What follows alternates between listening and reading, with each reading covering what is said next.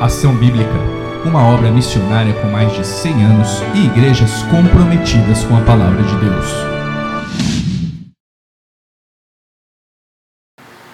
Muito boa noite, estamos mais uma vez reunidos na Ação Bíblica aqui de Bauru para juntos meditarmos, para juntos crescermos um pouco mais no conhecimento e na graça de Jesus Cristo.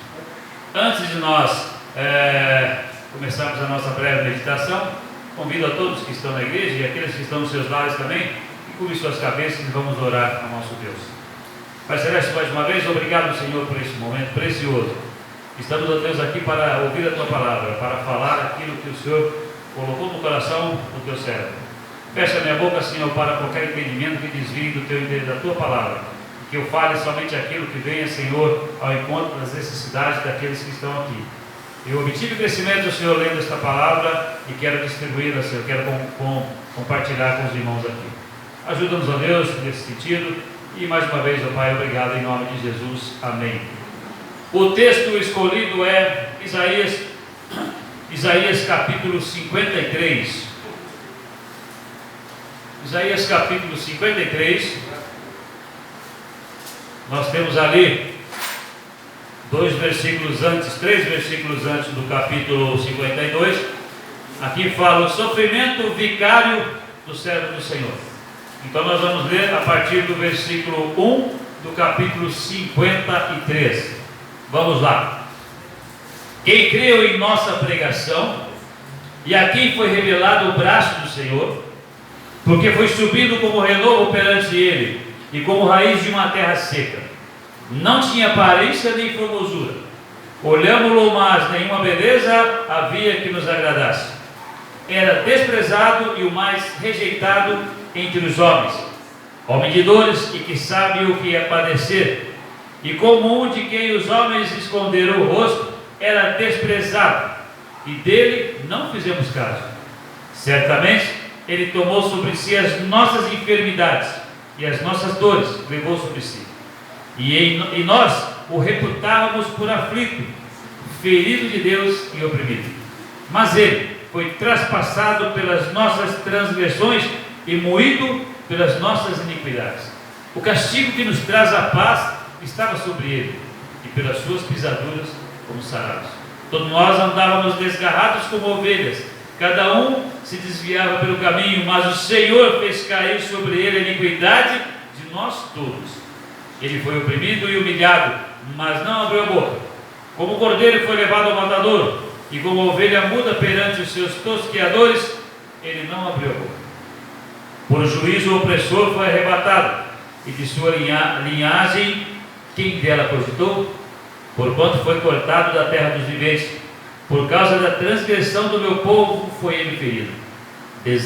Designaram-lhe a sepultura com os perversos, mas com o rico esteve na sua morte, posto que nunca fez injustiça, nem dolo algum se achou em sua boca. Todavia, ao Senhor agradou moê-lo, fazendo-o enfermar. Quando der ele a sua alma como oferta pelo pecado, verá sua posteridade e prolongará os seus dias, e a vontade do Senhor prosperará nas suas mãos. Ele verá o fruto do penoso trabalho de sua alma e ficará satisfeito. O meu servo, o justo, com o seu conhecimento, justificará muitos, porque as iniquidades deles levará sobre si. Por isso, eu lhe darei muitos com a sua parte, e com os poderosos repartirá ele o despojo. Porquanto derramou a sua alma na morte, foi contado com os transgressores, contudo, levou sobre si o pecado de muitos, e pelos transgressores intercedeu. Capítulo maravilhoso, um capítulo de tremendo ensinamento para todos nós, e que precedia a crucificação, o sacrifício de Jesus Cristo, nosso Senhor. Obrigado. Compartilhei com os irmãos dias atrás na igreja, que lendo novamente a Bíblia, eu estou lá no Evangelho de João, e as narrativas me fizeram pensar na angústia que Jesus Cristo sofreu, na angústia e na tristeza que Jesus Cristo sentiu quando estava próximo à sua crucificação.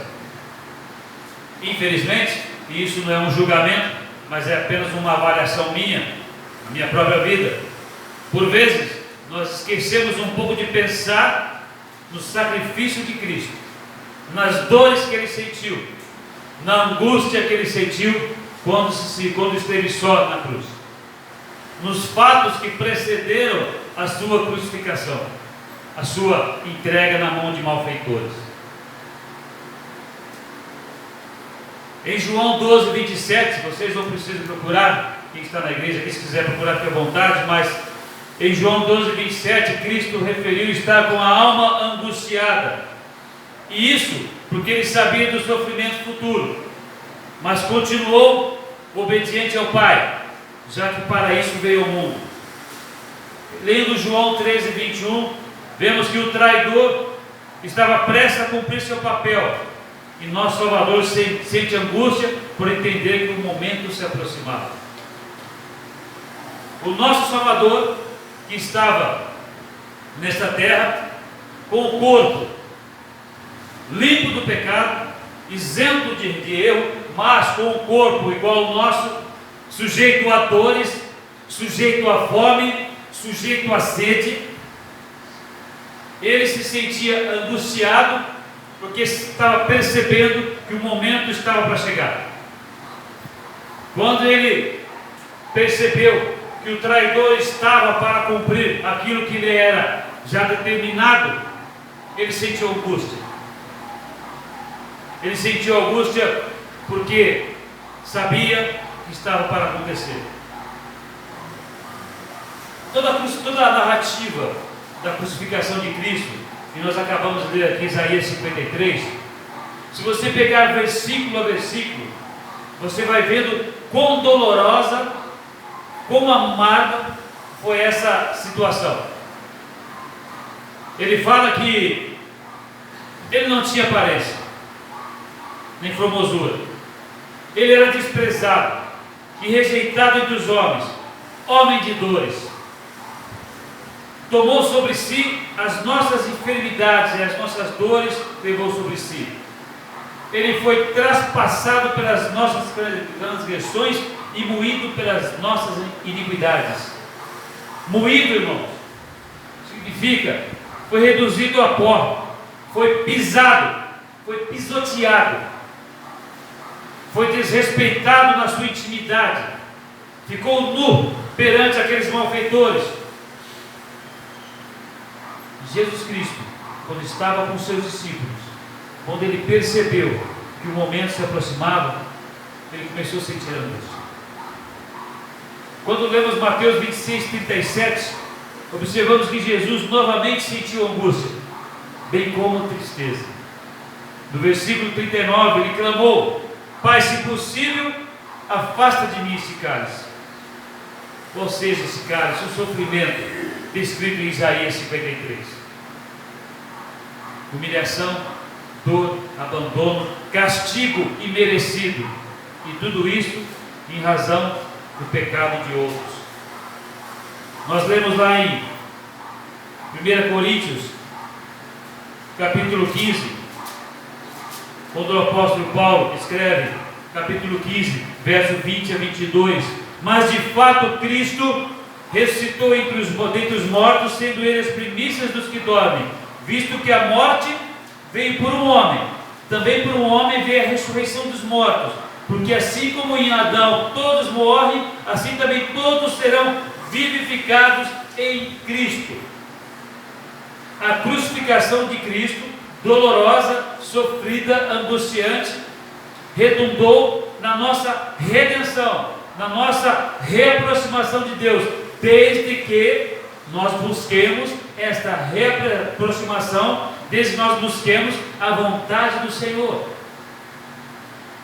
E esse preço, irmãos, foi muito caro, foi doloroso. Eu volto a repetir aqui, foi humilhante, teve dor, abandono, foi imerecido, e tudo isso por causa do pecado dos outros, que somos nós. Em Lucas 22, 42, a tradução é diferente.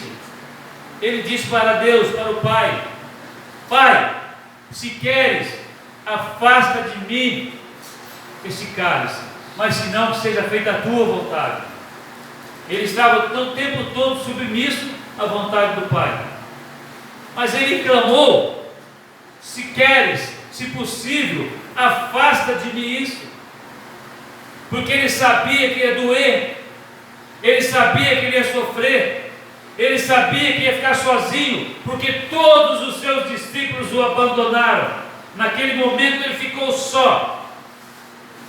Dias atrás nós conversávamos aqui na igreja, que por vezes nós falamos: poxa, Pedro, se você ler com calma a narrativa, em certo momento nós vemos que todos os seus discípulos o abandonaram. Ele ficou só. Quando ele estava no Getsemane, ele pediu para que seus discípulos orassem com ele. Quando ele voltou, eles estavam dormindo. Ele estava só. E ele clama ao Pai: se queres, afasta de mim este cálice, mas se não, seja feita a tua vontade. É a vontade que foi feita. Em Isaías 53, 11 nós vemos: ele verá o fruto do penoso trabalho de sua alma e ficará satisfeito. O meu servo, o justo, com o seu conhecimento, justificará muitos, porque as iniquidades deles levará sobre si. Essa foi a razão, essa foi a necessidade que foi jogada na cruz em cima de um justo. As nossas, as suas iniquidades, os nossos pecados, os nossos erros, porque nós nascemos assim, nascemos apartados, nascemos distantes dessa graça bendita. E esse momento de regeneração, ele só acontece quando você coloca a sua vida diante de Deus, quando você coloca os seus joelhos no chão e clama ao Senhor perdão pelos seus pecados. E aí é uma transformação maravilhosa. Quando Cristo foi crucificado, infelizmente naquela época e hoje também, muitas pessoas preferem amar mais a glória dos homens do que a servir a Deus. Em João 14, 23, Cristo falou isso para os seus discípulos. João 14, 23. Aliás, desculpa, 12:43, estou totalmente ceguinho aqui. Porque amaram mais a glória dos homens do que a glória de Deus. Voltando no 42, contudo, muitos dentre as próprias autoridades creram nele, mas por causa dos fariseus, não o confessavam para não ser expulsos da sinagoga, porque amaram mais a glória dos homens do que a glória de Deus. Não confessaram Cristo porque não queria ser expulso da sinagoga. Não confessaram Cristo porque não queria ser rejeitado por aquele povo. Não confessaram Cristo porque tinha medo de ser perseguido.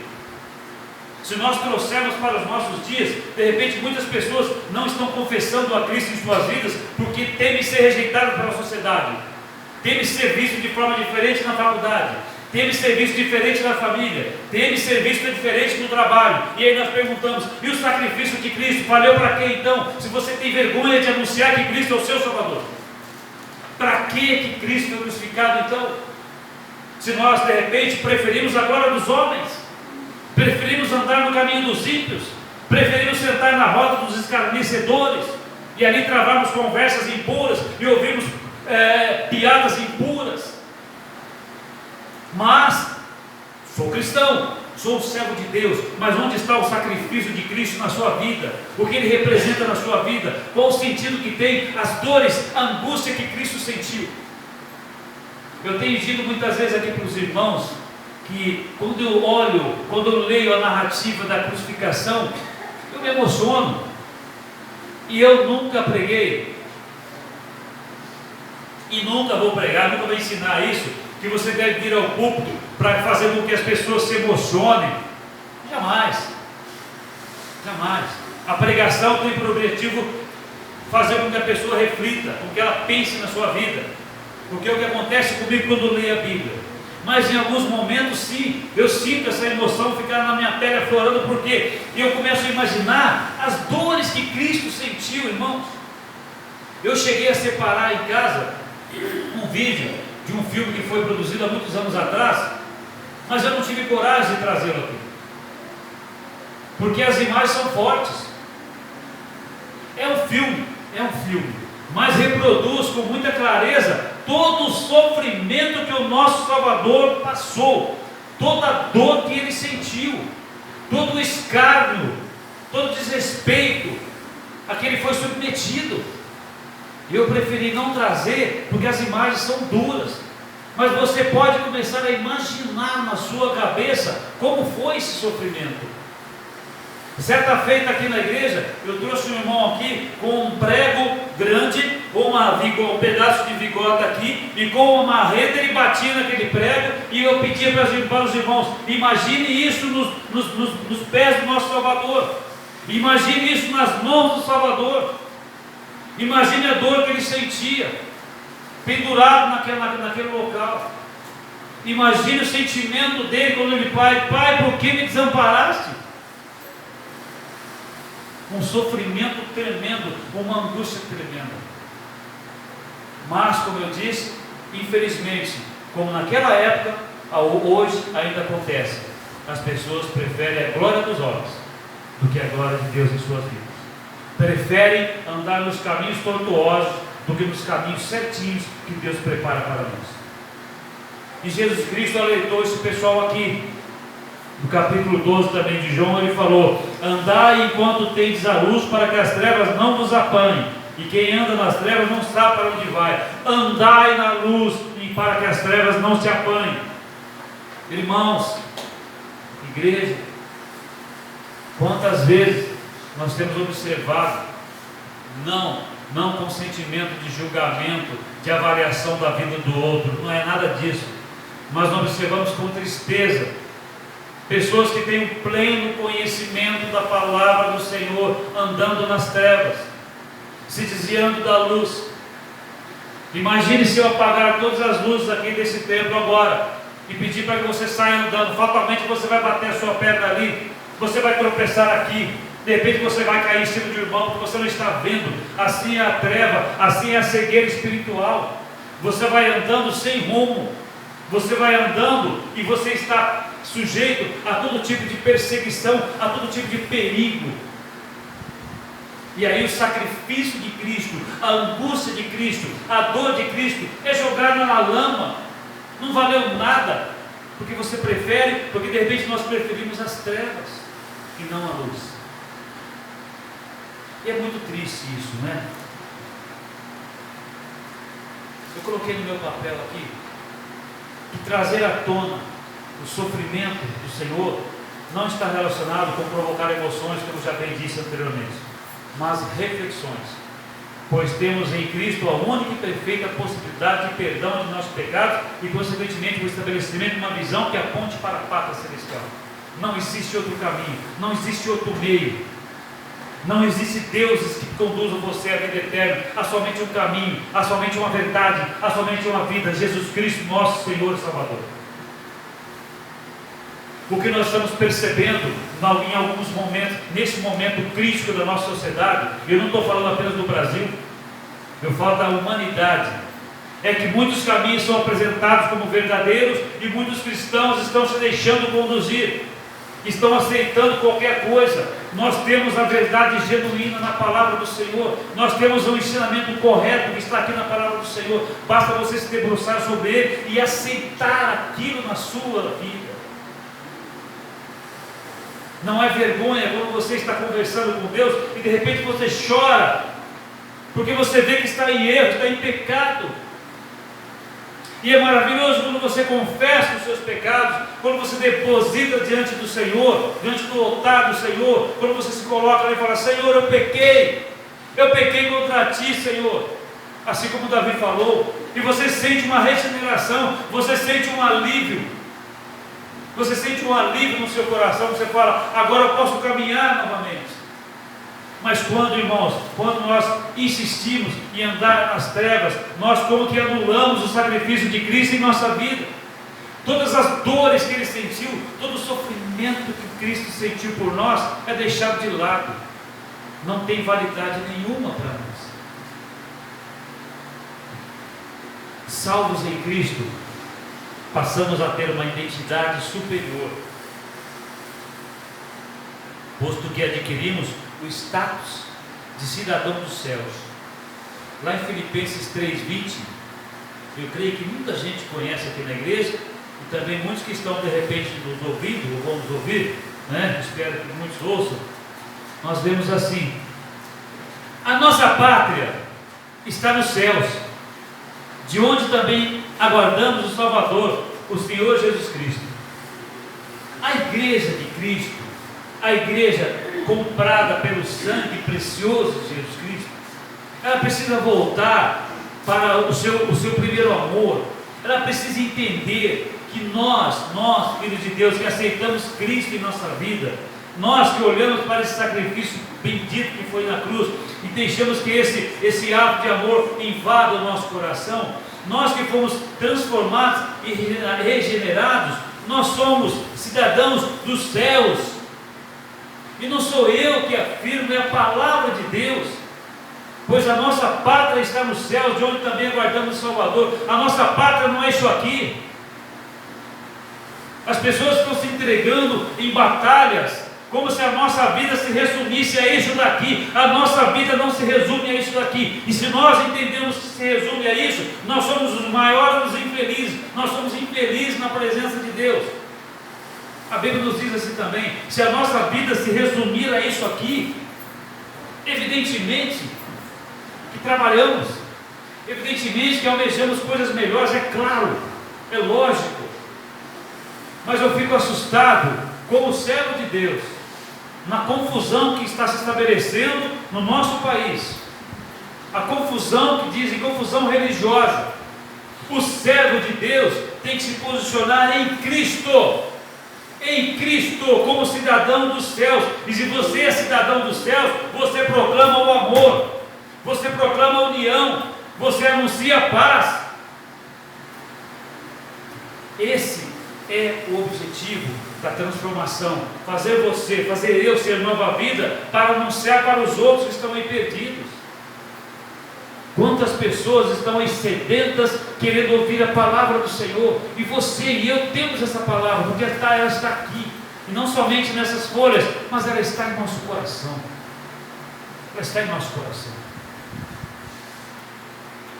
Irmãos e amigos, para que nós possamos tomar posse dos Salmos 4:8. Quem aqui conhece os Salmos 4:8? Alguém conhece? Ele diz mais ou menos assim: de noite me deito e logo eu pego no sono, porque só Tu, Senhor, me faz repousar tranquilo. Vou repetir: de noite eu me deito e logo eu pego no sono, porque só o Senhor me faz repousar tranquilo. Para que nós possamos nos apropriar dessa verdade, tá certo? Está aqui, ó, Salmo 4:8. Em paz me deito, ó, decorei, ó, e logo pego no sono, porque Senhor, só Tu me faz repousar seguro. Para que a gente possa viver essa realidade, irmãos, é preciso nos colocarmos diante de Deus, confessar os nossos pecados, pensar na nossa comunhão com o Senhor sempre, desviar do caminho dos ímpios sempre, porque senão vai ser apenas uma narrativa, apenas um papel escrito, e não vai ter mudança nenhuma em nós. Ou seja, todo o sacrifício, toda a angústia, todo o sofrimento, toda a tristeza, toda a dor, toda a rejeição pelo qual passou o nosso Salvador, vai ser em vão. Vai ser em vão. Vai ser obra morta na nossa vida. Na nossa vida. Olha como é gostoso você chegar à noite e falar assim: em paz me deito e logo eu pego no sono. Por quê, Senhor? Só o Senhor me faz repousar seguro. Quantas pessoas estão precisando, estão querendo deitar com essa paz? E não é uma paz financeira, não é uma paz de trabalho, de ter um trabalho bom, um trabalho ruim, não estou falando disso, é paz de espírito. É você deitar e falar, eu sei que o meu Redentor vive, eu sei que Ele cuida de mim. E ponto final. As batalhas estão aí sim, mas o meu Redentor vive. As dificuldades estão aí sim, mas o meu Redentor está ao meu lado. Além disso, irmãos, nós temos a tranquilidade de andar nesse mundo, sabendo que Deus, na pessoa bendita de Jesus Cristo, nos condiciona para a vitória, tendo em vista que Ele guerreia as nossas guerras. Lá em 2 Crônicas 32, 7 e 8 fala isso. Quando eles estavam pensando no poder do rei da Assíria, o Senhor falou, mas eu vou guerrear por vocês. Eu não sei se você está enfrentando um rei da Assíria na sua vida hoje, mas eu sei que o meu Salvador vai guerrear por você, se você o colocar no lugar devido no seu coração. Eu tenho plena convicção, se você está enfrentando uma batalha difícil na sua vida, se você colocar a sua vida nas mãos do Senhor, Ele vai te dar a vitória. Ele vai te dar a vitória. Aquele preço caro que Ele pagou na cruz não foi em vão. Foi para nos tornar vencedores na pessoa dEle. Foi para abrir o caminho de acesso ao nosso Deus. Eu sou o caminho, já disse e repito, eu sou o caminho, eu sou a verdade, eu sou a vida. Esse Salvador que sofreu na cruz, esse Salvador que chorou, esse Salvador que se deixou ser humilhado, foi maltratado, foi despido, foi esbofeteado, esse Salvador, hoje, sabe o que Ele faz por aqueles que o buscam? Ele intercede, Ele está intercedendo junto a Deus. Poderia pegar vários versículos, onde nós tratamos sobre esse assunto, mas lá em 2 Timóteo 2,5 está escrito assim: porquanto há um só Deus e um só mediador entre os homens e Deus, Cristo Jesus, homem. Irmãos, quando nós deixamos de lado o sacrifício de Cristo, nós tornamos nula essa intervenção. Nós tornamos nula, porque a nossa comunhão está jogada no chão. E Deus não quer isso para a sua vida. Cristo, depois de ter passado por tudo que Ele passou, de ter sofrido tudo que Ele sofreu, Ele intercede por você e por mim. E aí eu te faço um desafio. Olhe para você, vamos olhar para nós. Se eu fosse escrever agora num papel, quantos sentimentos ruins eu tive essa semana, será que caberia numa linha? Será que em momento algum você não teve algum pensamento de tristeza, um pensamento de raiva, um pensamento de vingança? Eu passo por muitas circunstâncias na minha vida, irmãos. Eu passo. Eu não vou descrevê-las para vocês, que é a minha relação com Deus. Mas quantas vezes eu clamo para o Senhor: Senhor, muda a minha vida, Senhor. Não permita que eu beba desse cálice novamente. Não permita que eu volte para esse Egito maldito. E é isso que nós temos que fazer diariamente, porque é uma batalha complicada, irmão. É uma batalha complicada. Dias atrás eu preguei aqui na igreja sobre você se preparar para essa batalha. E Cristo, Ele está intercedendo por mim e por você. Ele está intercedendo. Ele está se colocando à sua e à minha disposição para guerrear as nossas guerras. Em Salmo 32:8, eu vejo a maravilha de ser cuidado por Deus. O Salmo diz assim, uma nova tradução: eu o instruirei e o ensinarei no caminho que você deve seguir. Eu o aconselharei e cuidarei de você. Pare para pensar na profundidade dessas palavras. Vou ler de novo. Eu o instruirei e o ensinarei no caminho que você deve seguir. Eu o aconselharei e cuidarei de você. Cuidarei de você. Quando nós não nos apossamos, quando nós não nos apegamos ao sacrifício de Cristo na cruz, nós tornamos esse sacrifício desnecessário, vazio, nulo, sem sentido. E é importante, pelo menos para a minha vida com Deus, é importante sempre lembrar que Ele era desprezado e o mais rejeitado entre os homens, homem de dores, que sabe o que é padecer. O castigo que nos traz a paz estava sobre Ele, e pelas suas pisaduras, pelos seus ferimentos, pelas suas lesões, nós fomos sarados. Nós fomos sarados. De repente nós temos uma memória viva de um jogo de futebol que aconteceu há 15, 20 anos atrás. De repente nós temos na memória muito viva um filme que nós assistimos de ação que nós assistimos talvez há 10, 15 anos atrás. Ou até mesmo uma novela que passou, que está reprisando, e você fala, nossa, eu lembro dessa novela, assisti isso daí. Não é crítica, fique tranquilo, são reflexões. Qual é a lembrança que você tem, qual é a lembrança que nós temos do sacrifício de Jesus Cristo por nós? Isso incomoda, isso toca em você? Vocês estão vendo aqui, nós vamos ter a ceia do Senhor na igreja hoje.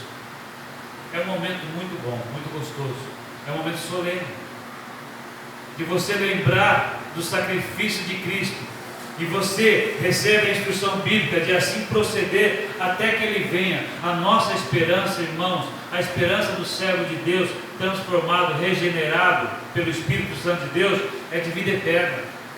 A esperança é que Cristo irá voltar para nos buscar. A esperança é que os mortos vão ressuscitar. A esperança é que uma vez com Ele reinaremos para todos sempre nos céus, porque a nossa pátria é nos céus. Nós somos cidadãos dos céus.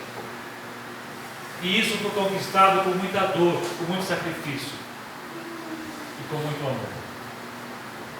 Quando você ler a sua Bíblia, pare para pensar em cada detalhe, em cada palavra. Eu me senti muito tocado nesses dias que estou lendo o Evangelho de João. Que livro maravilhoso! Que livro maravilhoso! E eu comecei a perceber a angústia de Cristo. Ele se angustiou por saber que ia sofrer. Ele sabia que ia sofrer. Ele se angustiou quando viu a indiferença dos seus discípulos. Ele se angustiou porque percebeu que o traidor já estava a caminho. Ele se angustiou. Ele sentiu tristeza. E na cruz ele sentiu a dor. E não somente a dor física, mas a dor da solidão. Deus meu, por que me desamparaste?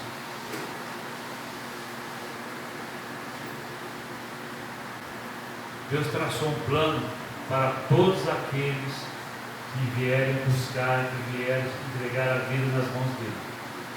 Cuidado, meus amigos, cuidado, meus irmãos, com aquela pregação que diz que todo mundo é filho de Deus.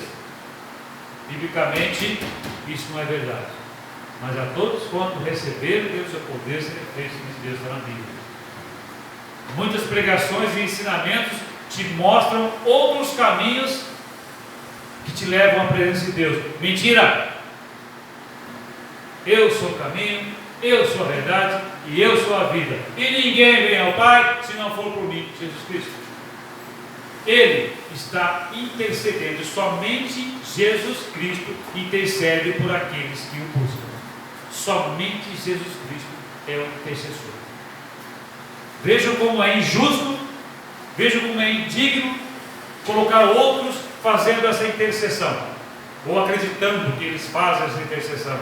Jesus Cristo veio, morreu na cruz, foi humilhado, foi desprezado, e aí de repente, não precisa orar para ele, ora para outro. Nós temos que buscar sentido na Bíblia, e a Bíblia assim não ensina. Irmãos, ouvintes, que possamos repensar, possamos rememorar o sacrifício de Cristo na cruz do Calvário.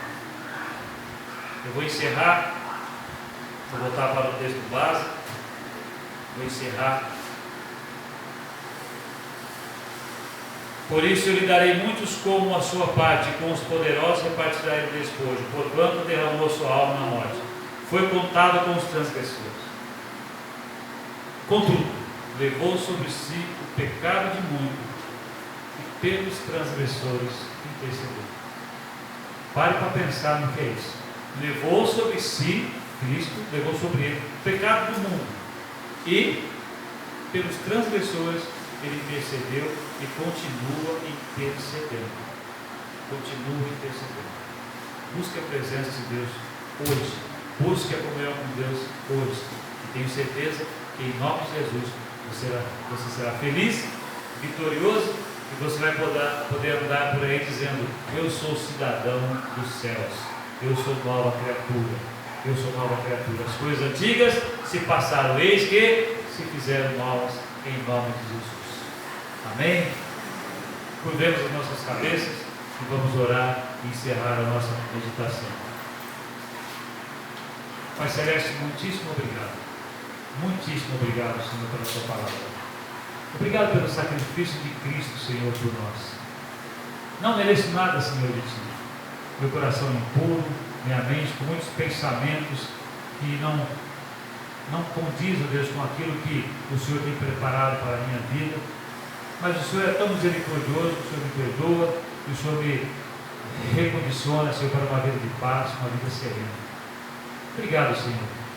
Que o sacrifício de Jesus Cristo, que a angústia, que a tristeza, a dor, eles não sejam deixados de lado, não sejam em vão nas nossas vidas, mas possamos sempre lembrar: se hoje nós temos a condição de clamar, se hoje nós temos a condição de pedir a intercessão, é porque houve um sacrifício, houve uma dor, houve uma perda terrível na cruz do Calvário, e uma vida que ressuscitou e hoje está, Senhor, do teu lado intercedendo por nós. Obrigado por isso, Deus. Em nome desse Jesus bendito e maravilhoso, nós oramos e agradecemos. Amém. Amém, meus amigos e irmãos, nós encerramos por aqui, e que Deus abençoe a sua vida ricamente. Amém.